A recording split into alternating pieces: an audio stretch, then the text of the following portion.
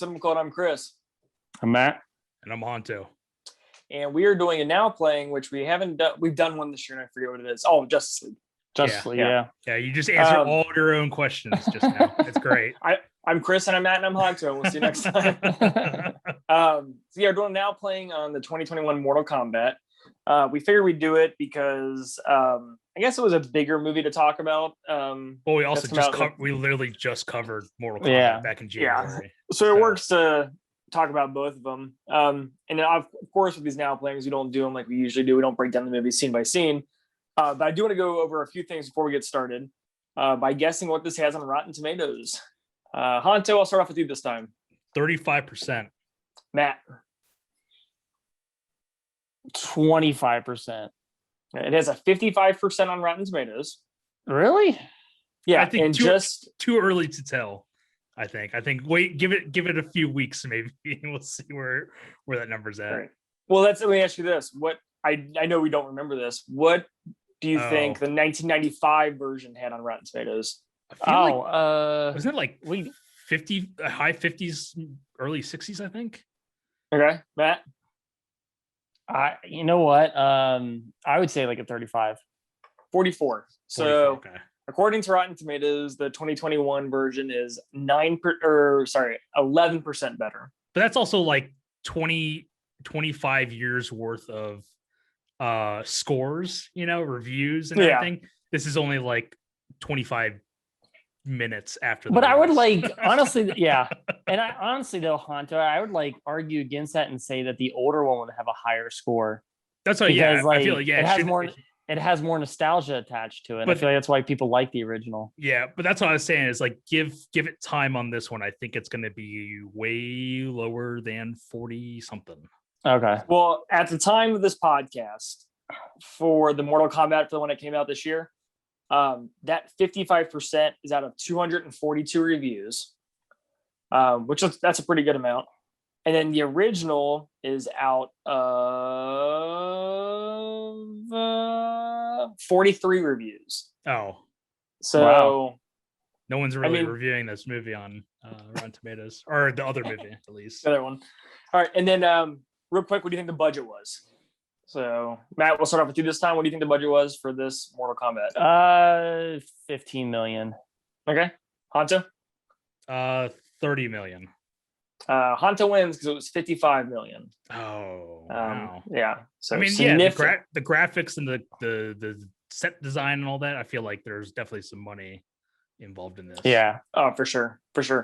Let me ask you this really quick before we get into. Oh, wait, do you have another budget question? No, I was just going to ask you what you thought it made domestically as of this. Oh, yeah. Sorry. Ask your question first, Chris, and I'll go. Okay. Well, what do you think it makes domestically? So far, this movie's been out for what, like 2 weeks at this point? I guess, yeah, because it actually is in theaters, which is weird to think about. Right? Yeah, this is a weird question because we did this with Justice League. No, we didn't do it with Justice League because Justice League was straight HBO Max. Yeah, right. I think it was actually in theaters though. It was. I think so. Yeah, limited screens. I don't know, 15. I'm gonna go with 15 mil. All right, Honto. 30 million. Okay. So far, it's at 34. I knew Honto was right. As soon as it's 30, I was like, I should guess 30.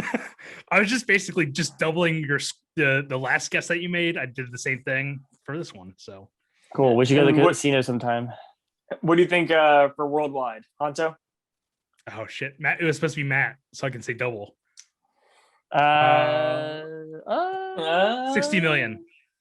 Okay. 80 million. Honto wins again. It was 66. You're supposed to say 120 million this time, Matt. Damn. All right. Damn. So that's all I got for my news. Matt, did you have a question? Yeah. Okay. Did this movie come out? This is like a random question, but did this movie come out quicker than you guys thought? It was actually supposed to come out like last month, I think.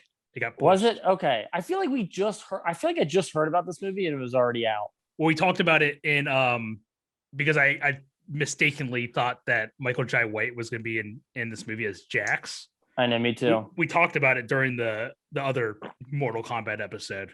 Yeah. So I mean, this is like already 3 months or so. Yeah, they didn't release pictures for this until January. Yeah, it was. Because remember the pictures got dropped like a week or two after we did that episode. Yeah. And then we're like, oh, this would have been cool if we would have had this information for the app yesterday. And here we are. Like this movie, I feel like this movie came out really fast. Yeah, I think it's very possible. Yeah, I'm not like there's no mystery here. I'm just saying, like, do you guys agree that it came out fast? Like, no, yeah, it was kind of weird that like we heard the news. I think we were texting each other about it, like, whoa, look at this, Yeah, and then here we are. We're doing an episode on Mortal Kombat 2020. Yeah, man. Maybe it's because we're getting older. Like time's just going faster. The sand's falling a lot faster, and the movies are staying the same age. Yeah. Hanto, what do you got for cast and crew? Anybody? I don't recognize anybody. I'm gonna blow through this because there's just too many people to do this. I figured. Yeah. The director, Simon McQuoid. This is the only movie he has a short. Oh, really? Okay. Yeah. Okay. Louis Tan as Cole. What was it? Hey, Kim, go. I'm already gonna ask you a question. What was the short that he did? Oh, well, I wasn't anticipating this question, so I didn't pull it up. Because I'm very interested, like, what did he do right before he did this to get Mortal Kombat? Like he proved them with Mortal Kombat, basically, or with this other one, the Nighttime Economy from 2014. What's it look like it's about? Apparently, HBO thought this movie was so awesome that 7 years later they want him to direct Mortal Kombat. Yeah.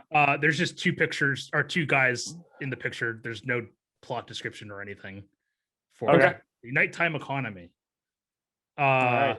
Louis Tan as Cole, previous episode, Deadpool 2. We got Jessica McNamee as Sonya.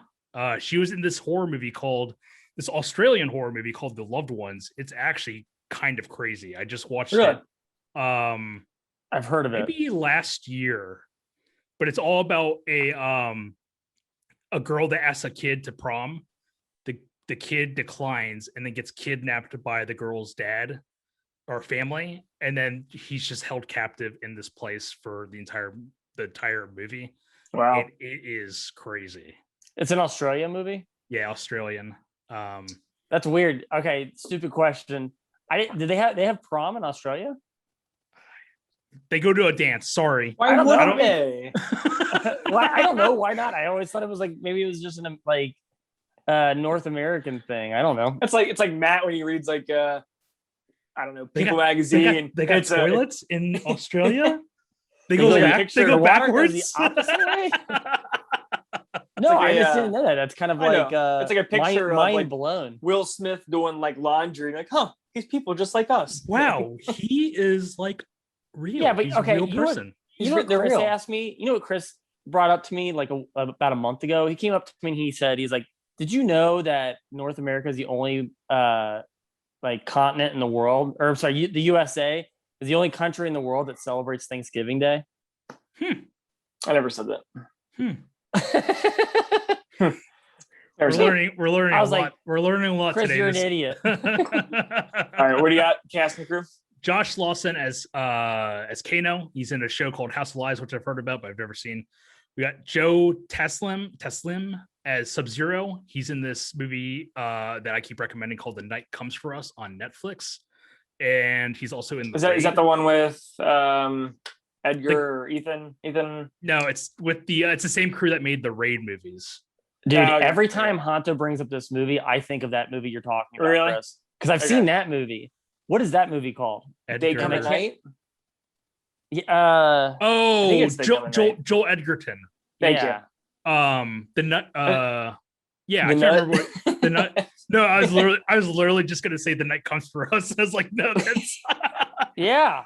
Every time I think it's movie up, I did it too. Yeah, I've seen that movie, Hanto. Like, I think it's They Come at Night. I'm pretty sure They Come at Night. I think it's They Come at Night. Yeah.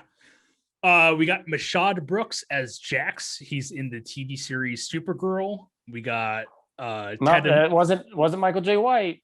I know. I was kind of bummed because Michael J. White's awesome. Yeah. We got Tadanobu Asano as Lord Raiden. Zatoichi, which is a favorite movie of mine. He's in the Thor movies, and he's also in Ichi the Killer, bonkers movie. We got Hiroyuki Sanada as Scorpion. He's in the Ringu, the original version of The Ring, and he's also in Sunshine. We got Ludi Lin as Liu Kang. Power Rangers the movie, the more recent one, and Aquaman. We got Max Hoying as Kung Lao. He's mostly just a stuntman. Nathan Jones as Raiko. He's in Mad Max Fury Road as the big I got a baby brother. Okay. And then he's also in he pops up in Troy. You've seen him in a bunch of movies. He pops up everywhere. And then we got who do we have? CC Stringer as Melina. She's in surprisingly a Children of the Corn remake that came out last year. I had no idea that this existed. I know they're making it again. Again? Yeah. The version I just saw, it said 2020 Children of the Corn. If I remember correctly, it's one of those like Chuck or was like Chucky TV series versus Chucky with well, no, it's like Hellraiser where they're trying not to lose the rights, so they keep making a movie. Very, very I think silly. that's what it is. So okay. We got Chin Han as Shang Tsung. We all know him from Dark Knight. He is, I think his name is Lin in that movie. It's the Chinese businessman that takes all the mafia's money. Okay. And then Captain America Winter Soldier. And then we got Damon Harriman as the voice of Cabal. Previous episode, Once Upon a Time in Hollywood, which takes me to my next segment. Damon Harriman to Rebecca Gayheart. Once Upon a Time in Hollywood. Rebecca Gayheart from Dusk Till Dawn 3, The Hangman's Daughter. Wow. That's an easy one. That's an easy one. I have like easy. I have like easy to difficult. I have 3 more versions of this game. I like but like Once Upon a Time in Hollywood's always like the staple one because it's like Rebecca Gayheart and like everyone's in that movie in some form or fashion. So you're like, so there's like it's crazy. There's like multiple connections with other cast members. We have Nathan Jones, the guy that plays who's in Mad Max, who plays Reiko in this movie. Nathan Jones to Jason Momoa in Conan the Barbarian. Jason Momoa to Tamura Morrison in Aquaman. Tamura Morrison from Dusk Till Dawn 3, The Hangman's Daughter. I forgot about that Jason Momoa Conan movie.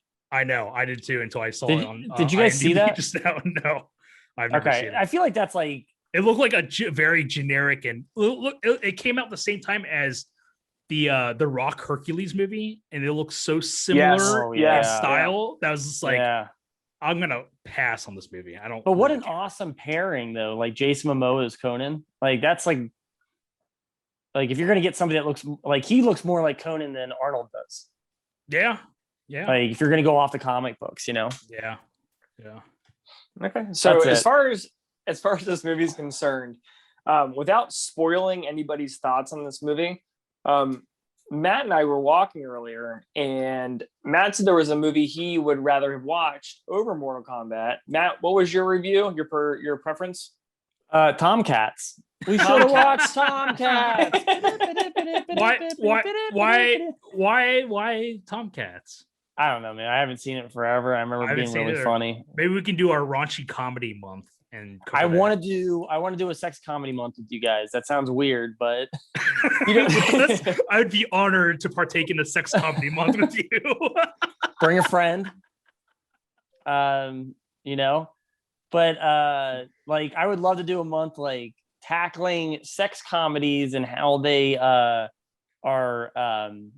inappropriate now, and they don't really I don't think people can make them anymore. They still are. A lot of the straight to DVD or straight, VOD movies, they're still doing it.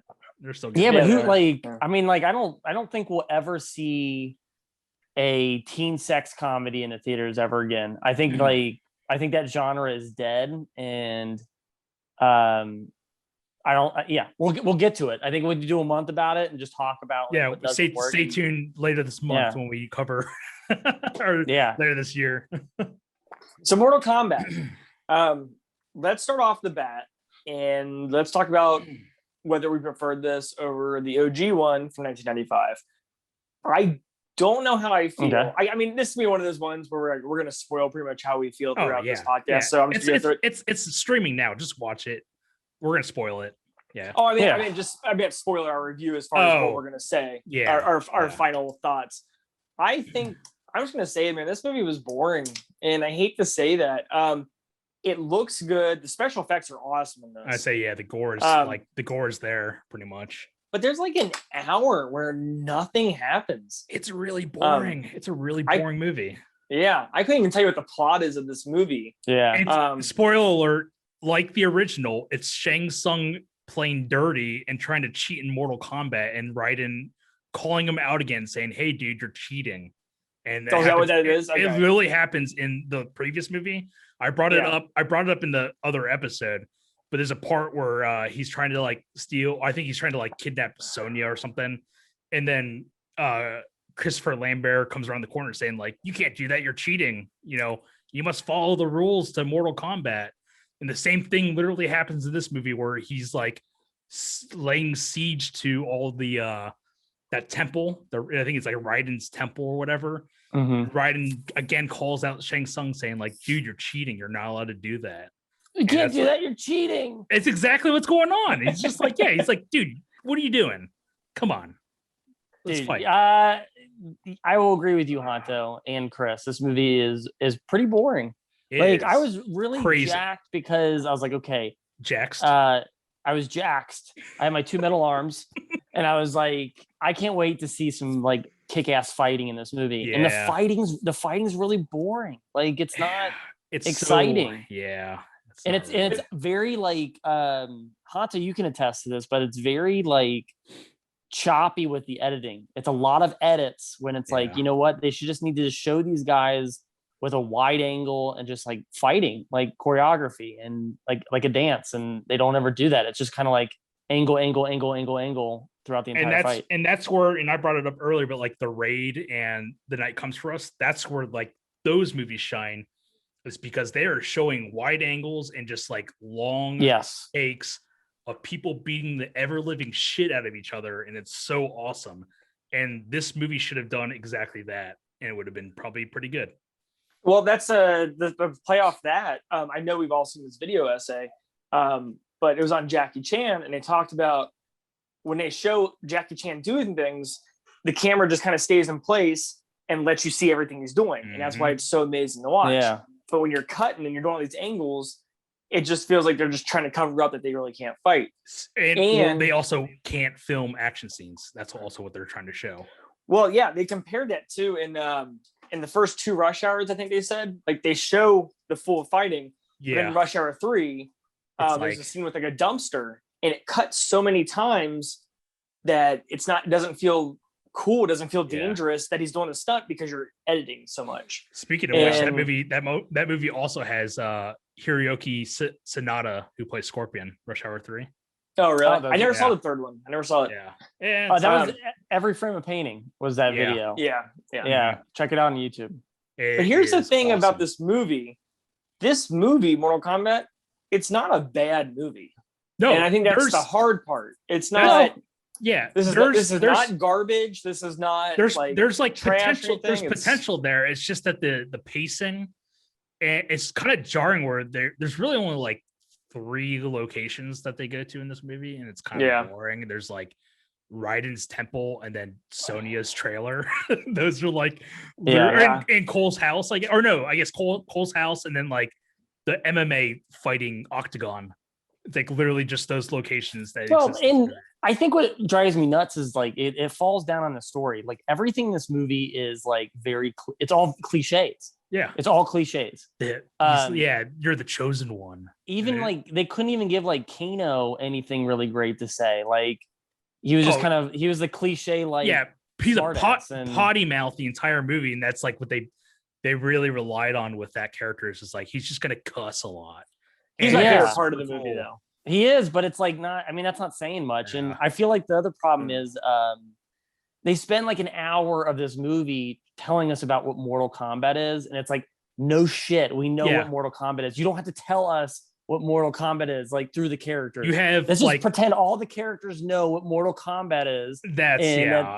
Like we don't need to know that they're like, oh, it's a tournament where all these people fight, and it's like, yeah, we got that. Like, just get on with the fighting. It's like spending an hour of a Batman movie and you're telling the audience like, well, this is who Batman is. And you're like, yeah, we know who Batman is. We came in the movie called Batman. Like, well, it's also like just let us watch. It's also the equivalent of them, speaking of Batman, of them showing the death of the Waynes. It's like, I know this. Yes, get to the movie, yes. please. You know, Yeah. like I don't care.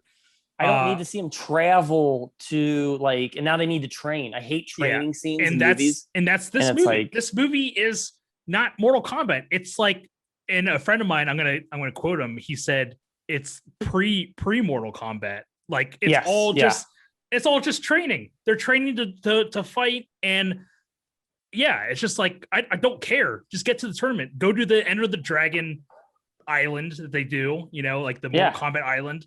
Have them fight. You know, we don't have to. I don't care about character development. People are gonna die or whatever.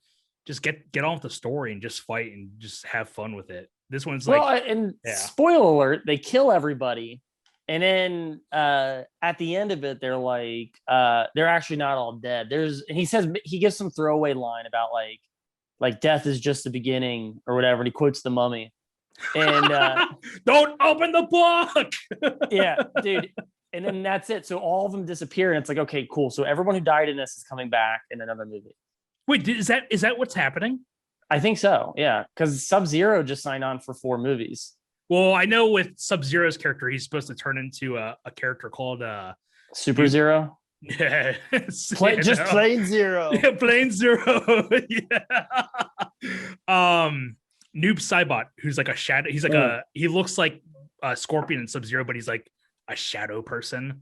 Apparently, that's like the lore of that character. So he's supposed to return as that character, and then but man, I did not like the whole okay, I want to balance negatives with positives, so I'm going to go to a positive. Of course you do. I do have a couple positives for this movie. Okay.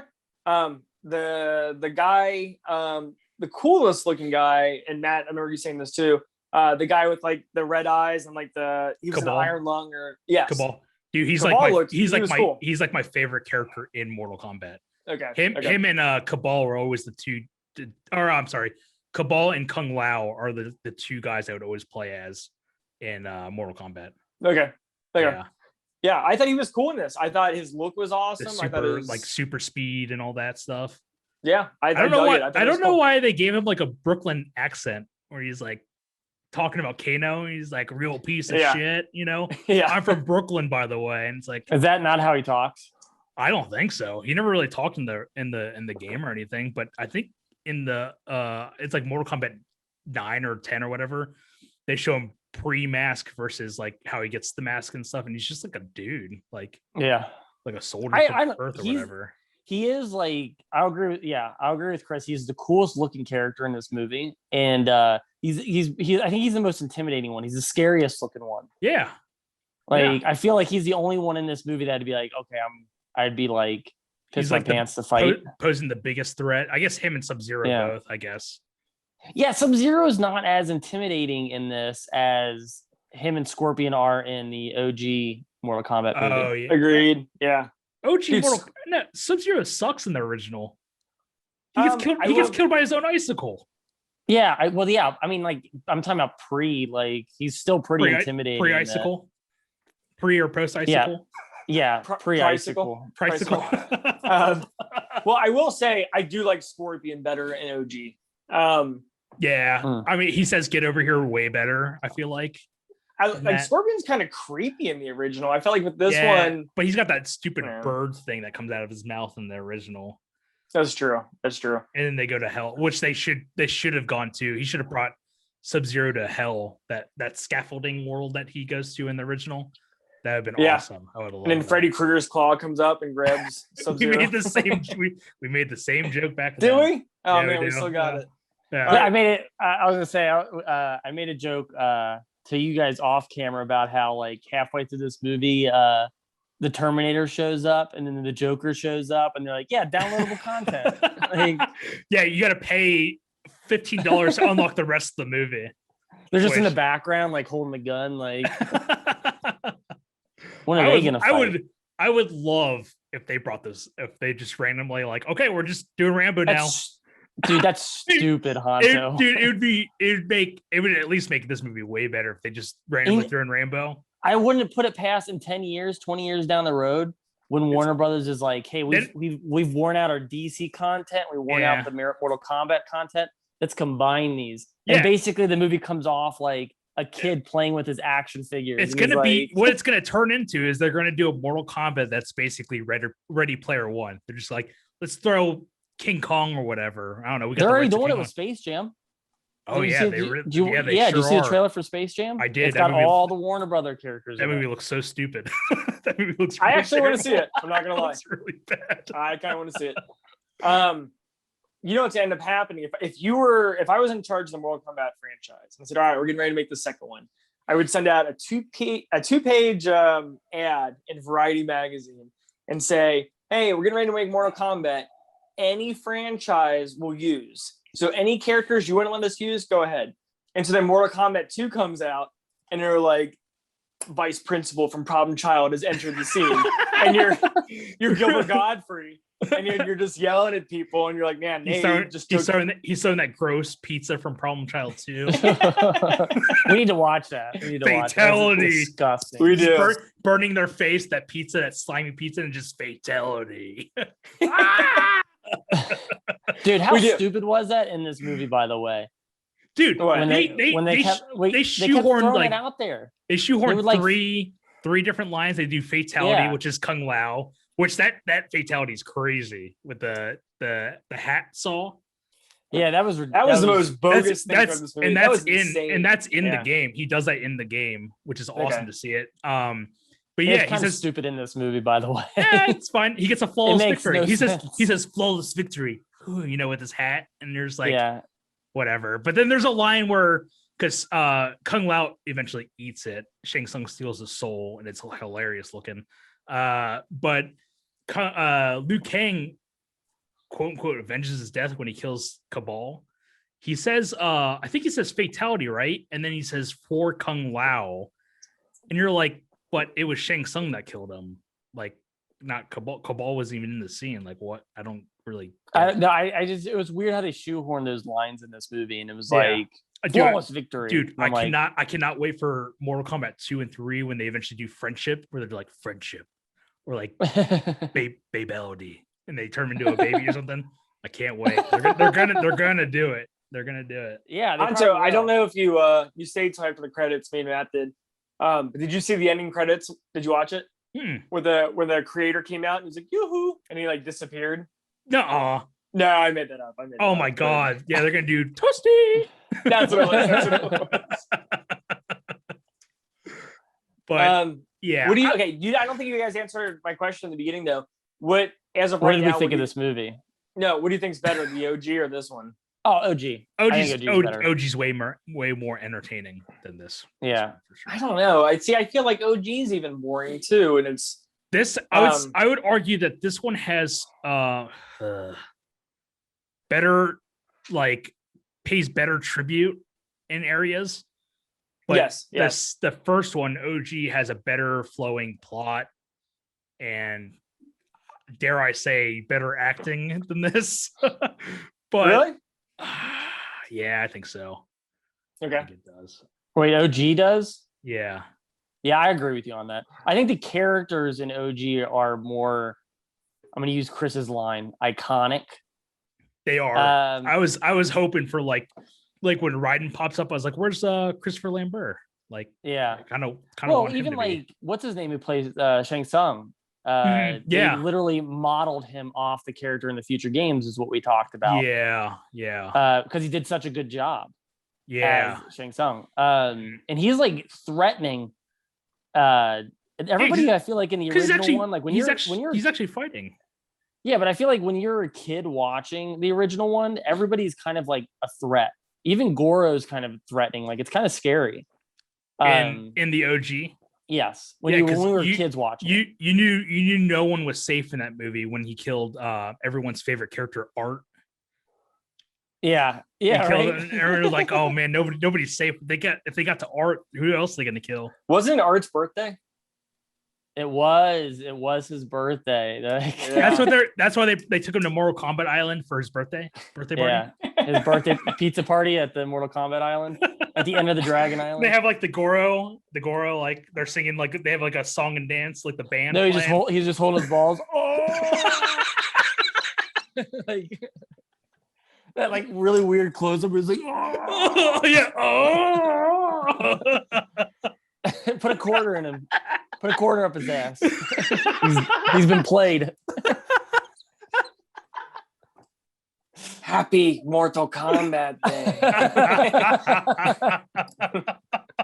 The 90s were off the chart, man. Yeah, dude, that's awesome. Okay, so I do want to say, okay, I don't know how you feel about this. I feel like I'm on both sides with it.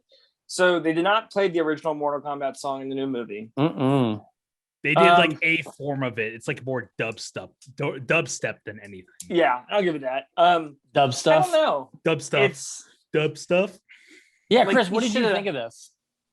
Like that song is like one of the most amped up songs in all of history. Yeah. And I just feel like you didn't use it. Like, I don't know. Like, that's just weird. It's like having Like- Jurassic Park and you're remaking it. And they're like, yeah, we're going to do it without dinosaurs. Yeah. And you're like, oh, that, you're not going to put that in there? Like, that's how I feel like this is. Like, Yeah. I feel like, yeah, because dude, Chris used to have this soundtrack when we were kids, and I he used too. to play it and then beat the shit out of me to it. Like that was it. And he tosses you Yeah. off the second floor and he says fatality. Yeah, he's like, "Your art," and I'm like, "Oh, not again. Mortal Kombat." No, I agree with you because I kept waiting for the song to hit because Yeah. like to get like jacked, and then they played at the credits, and they play like the theme of Mhm. it at Like the the end. orchestral theme or whatever. Or, Mhm. Yeah. This whole movie, okay, the whole point of this movie though, we're like the whole point of the movie is to build a universe because they Yeah. want to build sequels on top of it. Absolutely. That's yeah. it. So that's why there's no tournament in this movie. That's why Johnny Cage isn't in this movie. Like there's all these characters missing, and they're totally doing it to be like, hey, we want to make a bunch of these. This is Yeah, our but first one. They better get to Mortal Kombat Island, that second one, or else like Oh, I can't imagine it wouldn't be. Yeah, I could see them being like, not yet. yeah, more training. Oh yeah, no, that's dude, Chris, you're right because they will. They'll at the end they'll tease it and they'll be like the competition's next, and then like that'll be the thing. They'll stretch this thing so thin. All right. So to go back to the song real quick, just to ask you, if the song was redone and someone had to cover it for today, who would you want to see remake the Mortal Kombat theme song? Oh, Kasha. That was really quick. Yeah, I've been thinking about it all day. I was gonna say you're thinking about it for a while now. Even though we're in the post world of it right now, I bet Daft Punk could make a pretty cool Daft Punk Mortal would be Kombat kinda- song. Yeah. It would be pretty cool. Yeah. But other than that, I mean, because you had like, okay, and nothing against them because I do like some of their songs, but I remember when the Paul Feig Ghostbusters came out and Fallout Boy did the cover, and I was like, I mean, I have nothing against Fallout Boy, but like that's not who I would imagine doing the Ghostbusters theme song. Yeah. But no, I think Daft Punk could have done it. I couldn't. I mean, off the top of your head, it was just a throwaway question. Gore. And then they have like that monster on stage that they throw people in. They're like fatality. Goro, yeah, it's Goro. Oh, it's Goro. Guar and Goro. Goro. Yeah. Goro. Yeah. Goro. It was Goro. Or they could just have the cast and crew sing it. That'd be a It's little like fun. compilation There's a after video credits. of all them with like their headphones on, like We Are the World. Yeah. They're, like, looking at each other. And they're like trying to follow the world's like Mortal Kombat. Mortal Kombat. And then for some reason, it just cuts to Huey Test Lewis your and he mic. has a solo. Yeah, he's like, You're Mortal Kombat. Man, what a good question. Nice. Okay, here's my question for you guys. Oh, yeah.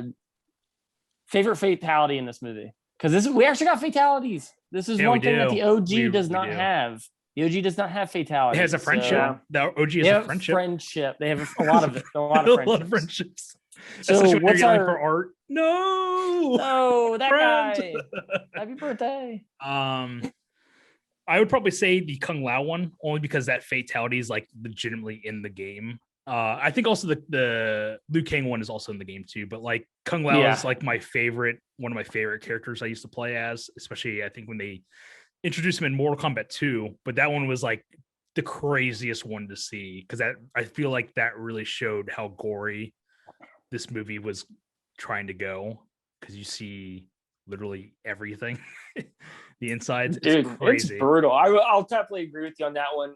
If that was my like the most like true to the game one. Yeah. I think one of the most unsatisfying ones was Kano's.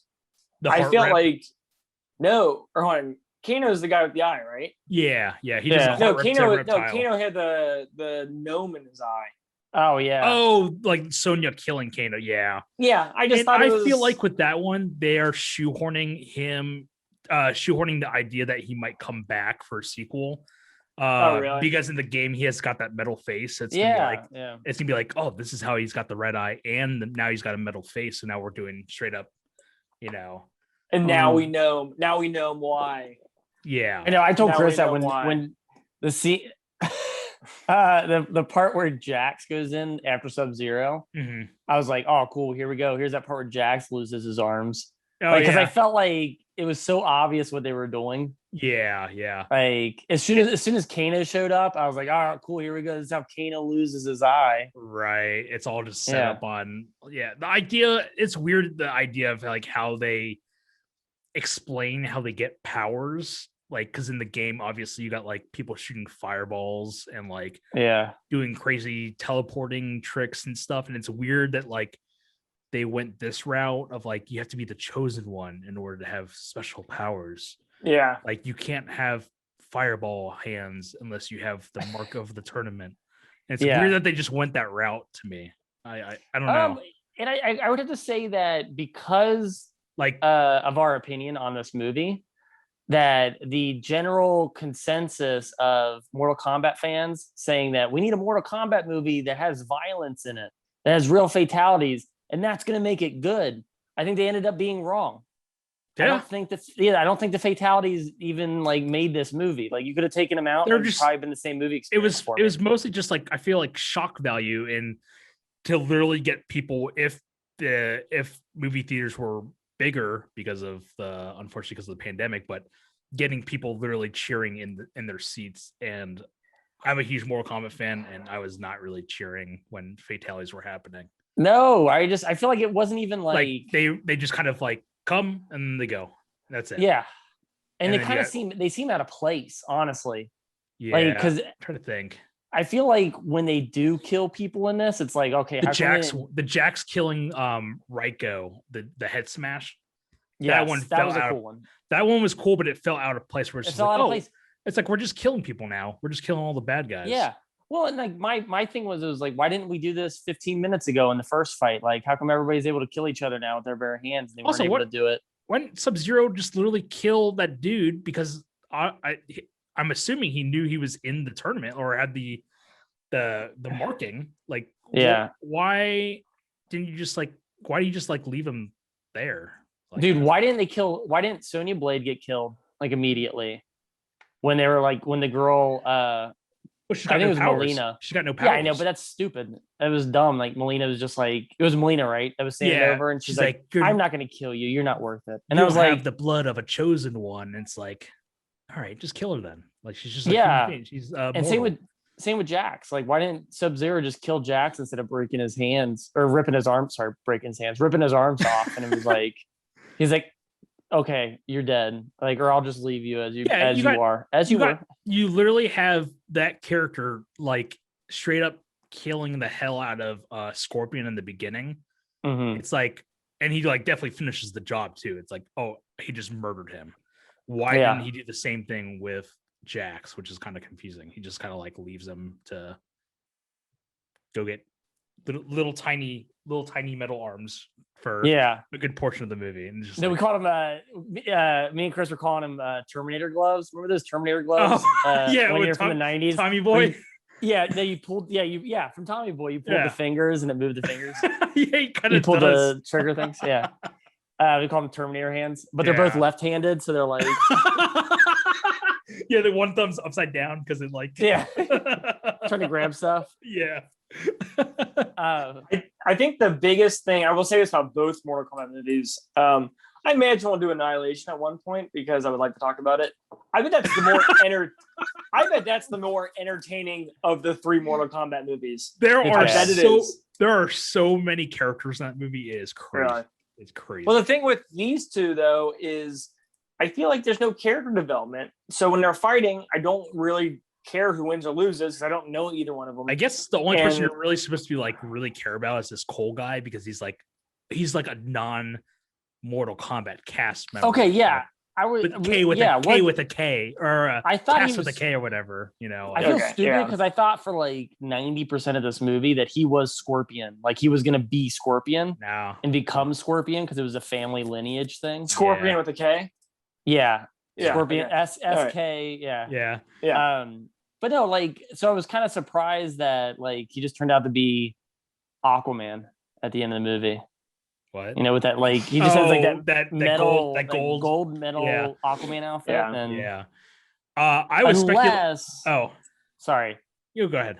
Go ahead. What's your speculation? Because it might be the same thing as mine. From the trailer, I was speculating that he was actually going to be Johnny Cage from the trailer. Oh, okay. But spoiler alert, they hint that he's going to find Johnny Cage at the end of I guess in the next movie. I have a feeling I don't know the backstory on him, but like I could think of like Baraka. Like he could be Baraka before Baraka turns into before he was Baraka. He was Cole Young. Boring guy. Boring character. No, because he has Baraka's weapons. That's true. He does. Well, Baraka has two blades that come out of his do they come out of his wrist or does he hold them? Maybe he holds them. I don't know. But in this one, he's got a blade and then he's also got like a nightstick. Yeah. So he's like a combination of Baraka. Oh, never mind. He's like a combination of Baraka and then that police character Stryker. So he's got like the best of both worlds, you know, for his ability. Baraka and Ball Security. Yeah, Ball Security. Paul Blart. Yeah. I'm half Paul Blart, half Baraka. I guess there is. My theory is stupid. Go ahead, Chris. There's a poll that they're trying to get Ryan Reynolds to play Johnny Cage. I saw that. Which, I mean, I think he would do it if it was right. I don't think he's like above that or whatever. But, I think he would definitely. He would be a good Johnny Cage. He would be a lot of fun to watch. Yeah, well, you need somebody he would lead those movies, dude. Yeah, they'd be his movies. He'd be like Cole Young, you're killed in the next movie. It's Johnny Cage, starring Johnny Cage now. Yeah, but that's exactly what would happen. But yeah, if you get whoever they get for Johnny Cage, he's got to be a smart ass because I feel like that's how he's depicted in especially like Mortal Kombat 10 and 11. He's like this just kind of the prankster or like the comedy relief, basically comedic relief. Yeah, no, you're right. And so at that point, I know we're gonna still talk about it a little bit more. So 55% on Rotten Tomatoes. I'll say 50. I'll give it a 50. I don't think it's a bad movie. I just wasn't into it, and I don't know. I mean, I will watch the second one just to see what they do with it. But I think a 50% it's in the middle. It's not a bad movie. It's just not a really good movie. So, Matt, what do you got? I'd give about a 30. Really? Okay. Yeah, it's a movie like I came here for the fighting and the action. The Mortal Kombat. Yeah, I came here for the Mortal Kombat, the human fighting. Yeah. But I came here for that, like, and I feel like the fighting wasn't that great. And I was like, okay, you messed up on the one thing that this movie has going for it, you know? Like its name. The combat with the camera. Yeah. Like the fight sequences kind of like, okay, all right, I'll bring this up. We talked about this in the OG episode.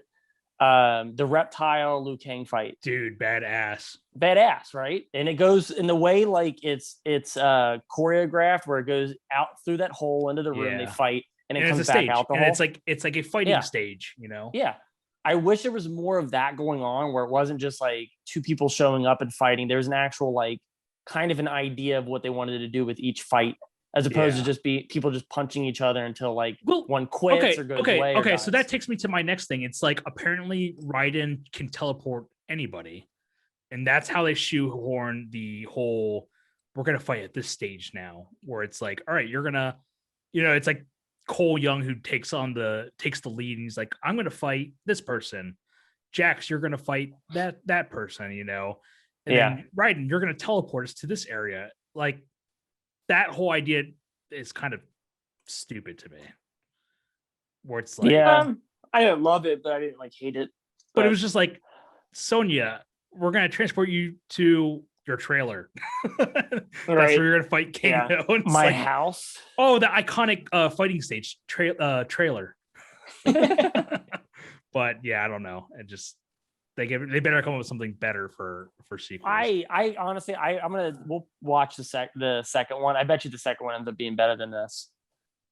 Annihilation? So. Yeah. No. I meant like whatever the sequel is. Oh my lord! Whatever the sequel is after this movie. What? Yeah. Hunter, what did you end up giving this? I don't think I rated it on Letterboxd yet. Okay. No, what would you give it percentage-wise? Percentage-wise, I give it like probably low 40s. 40%. Like there are some entertaining aspects to this movie. Some of the fighting was good. A lot of it wasn't great.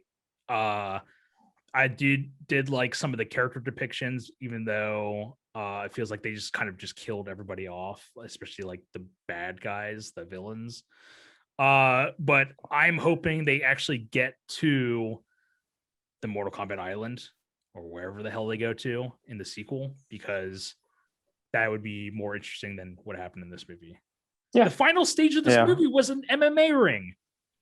It's really stupid. Yeah. I mean, can I go ahead and say the consensus is like with all three of us that we were bored watching this movie? That's what we all kind of said. I was pretty bored. I was kind of hoping for something great to happen, but it did not happen. And I was really hoping that Scorpion Sub-Zero fight at the end was going to be cool, because that part where he turns his blood into ice and stabs him with it was really awesome. And then it just kind of goes nowhere. And they do that. See, that's cool because they do some of that in the games where it's like the X-ray, where there's like a lot of combinations happening, and then they do like when somebody like gets the upper hand on somebody, they do like a series of combinations where it's like that, where they show like somebody pulling out a weapon. I think Sub-Zero actually does that, where he like takes somebody's blood and stabs them with it. But it's like they showed all of the Scorpion Sub-Zero fight in the trailer, and that's literally the last set piece of the movie is the fight. Yeah, it's like I already saw this. I saw this 2 months ago in the trailer. I don't care. I'm bored. Yeah, I don't know. I mean, okay, so as far as like positives go, I liked Cabal. Cabal was the coolest character in this movie. I liked, even though the Brooklyn accent was kind of throwing me off, I think he was like had the coolest stuff to do in a fight, I think. Yeah. And I don't know. It looks good. It is a good looking movie. It was actually impressive looking. The graphics were pretty good. Yeah. At no point did I say like, oh, that looks fake as hell. Maybe like maybe the reptile part, but I did get over the fake blood, because what we talked about this, I think, on the show a couple episodes back about how we watched the first 7 minutes of this. We might have been off camera. Oh, maybe. But we talked about how there was CGI blood and how we all hated that. Yeah. And I was able to get over it. Yeah, watching this. I was fine with it. Yeah. Because I will say that this movie is the definition of a completely middle of the road okay movie. Yeah. And that's why I gave it the 50%, is because it is middle of the road. It's not a bad movie. It's not this great movie. It's literally just okay. Yeah. But I sound like a consensus with the 50, 40, and the 30. That's why we're all kind of average about a 40%. That's why I'm near the 50 range, because I think there's room for improvement. I don't think it's like an atrocious movie, but I think it's watchable. It's watchable as a one time, but like there's definitely I think in the sequels they can improve this. I'm hoping they will improve this. And I'm going to go a little bit harsh on it, but I think my problem with this was that it wasn't trying to do anything different, and it was like playing it way too safe. And I feel like it's trying not to like, they're not even, I mean, even the writing, like, it's just kind of like, hey, put stuff in here you've seen in other movies. So like, we don't want to do anything out there that people would hate us for. We play it very safe, and then nobody can complain about it. To play off what you're saying, I feel like they were basically saying like, this ain't your 1995 Mortal Kombat. Like, we're doing something crazy and you're gonna like it. And it felt like similar to the 2011 The Thing, where it's like, don't worry about all those other horror movies. We're gonna do something special with this. You'll wait until you see. And it was just like, this is all CGI. It's not practical like they promised. Like it's a lot of false. I think the movie it's going in the right direction. So that's why I'm encouraging myself to continue on watching them. That's where I'm at. I have the hope for better. Yes. So I'll agree with you on that. Like, that's why I think the next movie they make, the second one's going to be a lot better than this. Yeah. Yep. All right, that is Mortal Kombat 2021. That is it for our Now Playing episode. Join us next week when I guess do we have a title for May? What are we calling this? Are we calling this War Month, right? Yeah. That's the most clever title we can come up with. Was War is Hell Month? I don't know. War is Hell Month. Anyway, we'll figure something out. But our next film is Glorious Bastards, Quentin Tarantino from 2007. Is that 2000? I think it's 2008. I think. Is it 2008? 2011? 9. 2009. Okay. 9. I'm sure we're gonna have a lot to say on this one. And I know we're all looking forward to watch. I haven't seen this thing in years. I'm actually looking forward to watching this. Yeah, it has been a long time. This is my top 3 Tarantino movies. Really? So it is in my bottom 3 Tarantino movies. Really? What? Yes. Yeah. And this is in my middle 3 movies. Wow. So join us next time when we discuss that. If you have any requests, please hit us up on Facebook or you can email us at CinemaCultPodcast@gmail.com. Yes. And as always, thank you so much for listening. We really hope you enjoyed listening to this. We love doing it. I'm Chris. I'm Matt. And I'm Honto. And we'll see you next time.